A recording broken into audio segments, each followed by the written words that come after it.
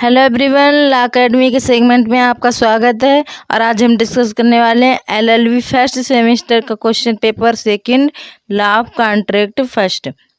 इसमें 10 क्वेश्चन दिए गए हैं और ये 10 के 10 क्वेश्चन लॉन्ग क्वेश्चन है, जिसमें से 5 क्वेश्चन सॉल्व करने हैं। और ये एमजेपी रेलखंड यूनिवर्सिटी का क्वेश्चन पेपर है, और अदर कोई भी यूनिवर्सिटी हो उसका भी पेपर ऐसा मतलब सिलेबस उसका यही होता है, लगभग सेम ही होता है। बस कुछ मतलब क्वेश्चन पेपर का जो पैटर्न होता है वो चेंज हो सकता है वहाँ पे कुछ क्वेश्चन ऑप्शनल आए या फिर शॉर्ट क्वेश्चन दिए हुए हों। केवल क्वेश्चन का पैटर्न चेंज हो सकता है, लेकिन सिलेबस लगभग वही होता है। तो कोई भी यूनिवर्सिटी हो, किसी भी यूनिवर्सिटी का स्टूडेंट हो, तो उनके भी काम का है ये क्वेश्चन पेपर। तो इसे ध्यान से समझिएगा। और क्वेश्चन पेपर हल करने से ये होता है, पहले अगर सॉल्व कर लें प्रीवियस ईयर के क्वेश्चन पेपर, तो उनसे हमें ये पता चल जाता है कि जैसे कि हम क्वेश्चन मतलब जब एग्ज़ाम देंगे तो क्वेश्चन किस तरह से आएगा, किस तरह से पूछेंगे, कहाँ से पूछेंगे, और हमें किस तरह से आंसर लिखना है, किस तरह से पढ़ना है, ये सब नॉलेज हमें मिल जाती है। अगर तो आइए शुरू करते हैं। इसका पहला क्वेश्चन है, सभी करार संविदा नहीं होते किंतु सभी संविदाएं करार होती हैं, विवेचना कीजिए। इसको विस्तार से समझाना है। करार वह प्रस्ताव होता है जो प्रस्ताव किसी को सहमति लेने की उम्मीद से दिया जाता है, और अगर सहमति मिल जाती है तो वह प्रस्ताव करार बन जाता है। और वह करार अगर विधि द्वारा परिवर्तनीय है, मतलब विधि द्वारा लागू कराया जा सकता है, अगर ऐसा करार है तो वही करार संविदा बन जाता है। नेक्स्ट क्वेश्चन नंबर 2, विधिमान्य प्रतिफल के आवश्यक तत्वों की व्याख्या कीजिए। क्या आप इस कथन से सहमत हैं कि भूतकालीन प्रतिफल कोई प्रतिफल नहीं है? प्रतिफल क्या होता है? जो किसी भी कार्य को करने या ना करने के वचन के बदले में मूल्य दिया जाता है, उसको प्रतिफल कहते हैं। तो इसकी जो आप बस नेक्स्ट क्वेश्चन नंबर 3, कोई भी व्यक्ति जो वयस्क नहीं है संविदा करने हेतु सक्षम नहीं होता। भारतीय संविदा अधिनियम 1872 के अंतर्गत एक वयस्क द्वारा संविदा से संबंधित विधि का विस्तार से वर्णन कीजिए। तो जो वयस्क व्यक्ति होता है वो संविदा नहीं कर सकता और उसमें सक्षम नहीं होता है। ये सब 1872 का जो भारतीय संविदा अधिनियम है उसके अंतर्गत जो नियम दिए गए हैं उनके द्वारा जो व्याख्या करना है इसमें। नेक्स्ट क्वेश्चन नंबर 4, अनुचित प्रभाव असमयक असर को परिभाषित कीजिए। अनुचित प्रभाव के आवश्यक तत्व क्या हैं? अनुचित प्रभाव के प्रभावों को बताइए। तो इसमें जो अनुचित प्रभाव पूछ रहा है, तो इसमें अनुचित प्रभाव क्या होता है? अनुचित प्रभाव वह होता है जब एक पक्ष दूसरे पक्ष की इच्छा को अधिशासित करता है। मतलब एक पक्ष को सहमति देने के लिए दूसरा पक्ष तब भी राजी हो जाता है, तब भी सहमति दे देता है जबकि उसकी इच्छा नहीं होती है। तो ऐसा मतलब इमोशनल रीजन से भी हो सकता है भी कि अनसाउंड माइंड व्यक्ति हो, मतलब मानसिक रूप से स्वस्थ ना हो। तो ऐसी कंडीशन में जो सहमति मिलती है तो वो सहमति नहीं वैलिड सहमति नहीं मानी जाती है।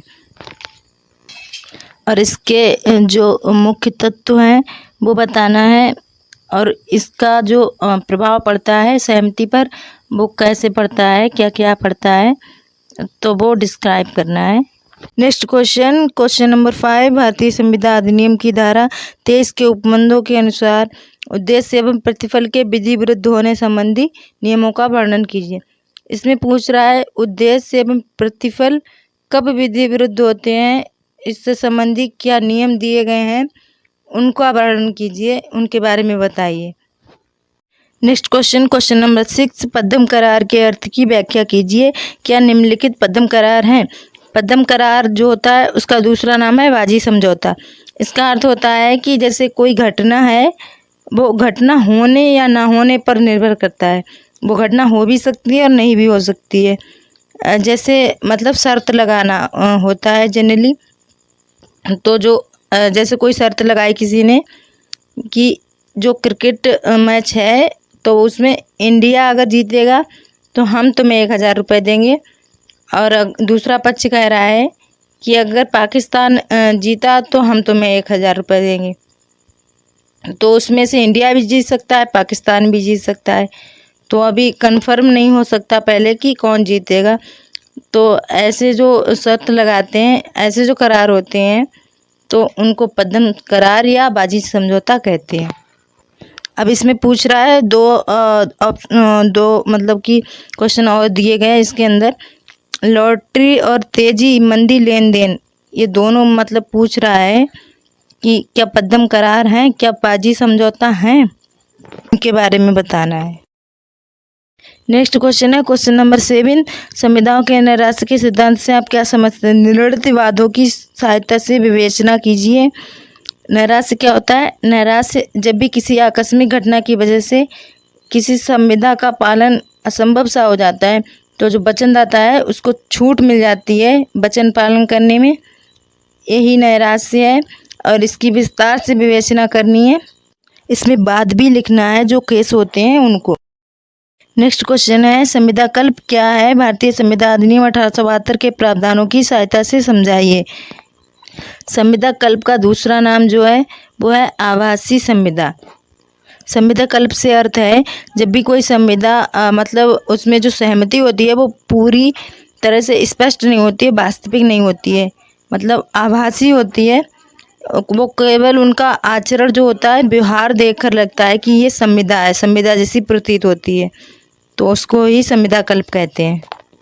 इसको विस्तार से समझाना है। नेक्स्ट क्वेश्चन है क्वेश्चन नंबर 9। संविदा भंग के लिए क्षतिपूर्ति निर्धारित करने का क्या तरीका है? निर्णयवादों की सहायता से समझाइए। जब भी कोई संविदा भंग होती है तो उसके लिए क्षतिपूर्ति क्या होगी, कैसे निर्धारित होगी, कितनी होगी, एक मतलब किस तरीके से होगी, ये सब बताना है। और इसमें केस भी लिखना है, उनकी हेल्प से समझाना है।